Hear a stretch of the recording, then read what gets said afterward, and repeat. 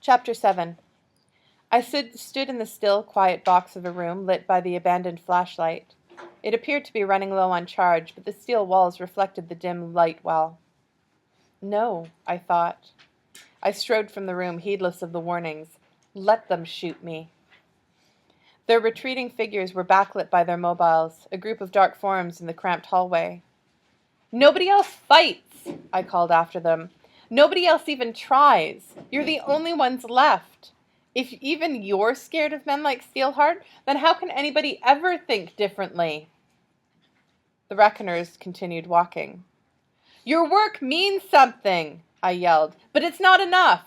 So long as the most powerful of the epics consider themselves immune, nothing will change. So long as you leave them alone, you're essentially proving what they've always said, that if an epic is strong enough, he can take what he wants, do what he wants. You're saying they deserve to rule. The group kept walking, though Prof, toward the rear, seemed to hesitate. It was only for a moment. I took a deep breath. There was only one thing left to try. I've seen Steelheart bleed. Prof stiffened. That made the others pause. Prof looked over his shoulder at me. What? I've seen Steelheart bleed. Impossible, Abraham said. The man is perfectly impervious. I've seen it, I said, heart thumping, face sweating. I'd never told anyone. The secret was too dangerous. If Steelheart knew that someone had survived the bank attack that day, he'd hunt me down too. There would be no hiding, no running, not if he thought I knew his weakness. I didn't, not completely. But I had a clue, perhaps the only one anyone had. Making up lies won't get you on our team, son, Prof said slowly. I'm not lying, I said, meeting his eyes. Not about this. Give me a few minutes to tell my story. At least listen. This is foolishness, Tia said, taking hold of Prof's arm. Prof, let's go. Prof didn't respond. He studied me, eyes searching my own, as if looking for something. I felt strangely exposed before him, naked, as if he could see my every wish and sin. He walked slowly back toward me. All right, son, he said. You've got 15 minutes. He gestured back toward the room. I'll listen to what you have to say. We walked back into the small room amid a few grumbles from some of the others. I was beginning to place the members of the team. Abraham, with his large machine gun and beefy arms, he had to be the heavy weapons man. He'd be around to lay down covers as at enforcement officers if something went wrong. He'd intimidate information out of people when needed, and would probably work the heavy machinery if the plan called for it. Red-haired Tia, narrow-faced and articulate, was probably the team's scholar. Judging from her clothes, she wouldn't be involved in confrontations, and the Reckoners needed people like her, someone who knew exactly how epic powers worked and who could help decipher their target's weaknesses. Megan had to be point woman. She would be the one who went into danger, who moved the epic into position. Cody, with his camo and sniper rifle, was most likely fire support. I was guessing that after Megan neutralized the epic's power in some way, Cody would pick them off or checkmate them with precision fire. Which left Prof. Team leader, I supposed. Maybe a second point man if they needed one. I hadn't quite placed him yet, though something itched at me regarding his name. As we entered the room again, Abraham looked interested in what I was going to say. On the other hand, Tia looked annoyed, and Cody actually looked amused. The sniper leaned back against the wall and relaxed, crossing his arms to watch the hallway. The rest of them surrounded me, waiting. I smiled at Megan, but her face had become impassive, cold even. What had changed? I took a deep breath. I've seen Steelheart bleed, I repeated. It happened 10 years ago, when I was 8. My father and I were at the First Union Bank on Adams Street. I fell silent, story finished, my last words hanging in the air. And I intend to see him bleed again. It sounded like bravado to me now, standing before a group of people who had dedicated their lives to killing epics. My nervousness had evaporated while telling the story. It felt oddly relaxing to finally share it, giving voice to those terrible events. At last, someone else knew. If I were to die, there would be others who had the information I alone had carried. Even if the Reckoners decided not to go after Steelheart, the knowledge would exist, perhaps to be used someday, assuming they believed me. Let's sit, Prof finally said, settling down. The others joined him, Tia and Megan reluctantly, but Abraham was still relaxed. Cody remained standing by the door, keeping guard. I sat down, setting my rifle across my lap. I had the safety on, even though I was pretty sure it wasn't loaded.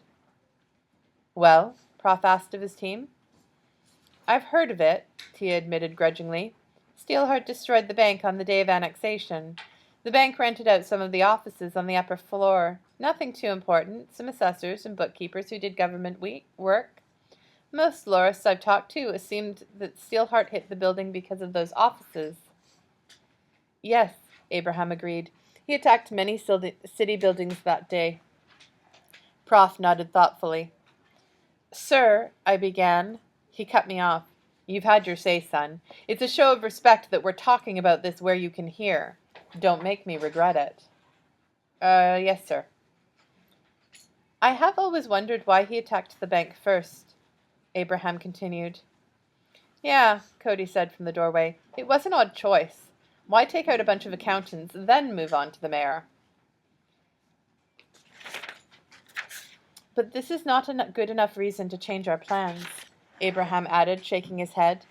He nodded to me, an enormous gun on his shoulder. I'm sure you are a wonderful person, my friend, but I do not think we should base decisions on information given by someone we've only just met. Megan, Prof asked, what do you think? I glanced at her. Megan sat a little apart from the others. Prof and Tia seemed the most senior of this particular cell of the Reckoners. Abraham and Cody often chimed in their thoughts, as close friends would. But what of Megan? I think this is stupid, she said, her voice cold. I frowned. But just a few minutes ago she was the friendliest toward me. You stood up for him before, Abraham said, as if voicing my own thoughts. That made her scowl. That was before I heard this wild story. He's lying, trying to get on our team. I opened my mouth to protest, but a glance from Prof made me bite off the comment. You sound like you're considering it, Cody said to Prof. Prof, Tia said, I know that look.